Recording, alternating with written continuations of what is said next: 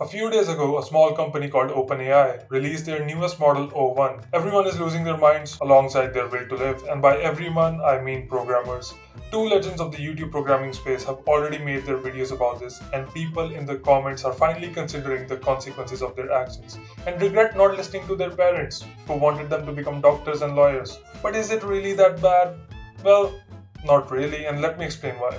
So after watching Lord Fireships and Lord Theo's video, I went to OpenAI's website to take a look at this cursed article myself. I saw a plethora of fancy graphs, which I didn't really understand to be honest, but all of them had one key takeaway. OpenAI screaming that our latest model is better than our old model. That's like Apple saying each year that our newest iPhone is better than the one we launched last year. iPhone 13 Pro, new iPhone 14 Pro, iPhone 15 Pro, the most pro iPhone we've ever created, iPhone 16 Pro, the most advanced iPhone we've... Shut up! Another peculiar thing that I noticed is that OpenAI is really coming after coders with this new model. It's almost like Sam Altman has something against us and wants us to go homeless. They're pushing the agenda that this model can think, trying to stir the public into thinking that AGI is closer than we expect. But all this model is doing when it is thinking is just recursively prompting itself.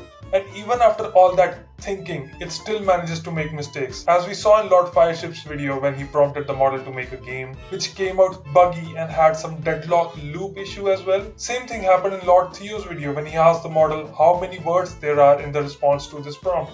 And at first, the AI got it right. But when he asked it to add 2 more words to the response, it thought for 17 seconds and did multiple layers of reasoning, as you can see on the screen right now. And you want to see the response? Well, here it is. Bruh. These AI models make mistakes. They need a specialized person to tell them they made a mistake and get the correct response from them. And this is where, my brothers and sisters, you guys come in. You, a programmer or coder, which I hope most of you are, is needed to use these models to build something remotely useful in the real world.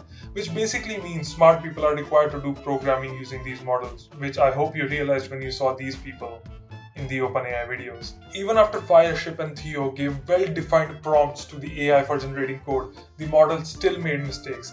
And in the real world, the clients that you work with do not know what they want, their requirements are not well-defined at all. So to conclude, AI is not going to steal your job, for now. So make sure you integrate into your everyday coding lifecycle so you're not behind other programmers, because every programmer nowadays uses AI. And yeah, that's it. Thank you for watching. Catch y'all later.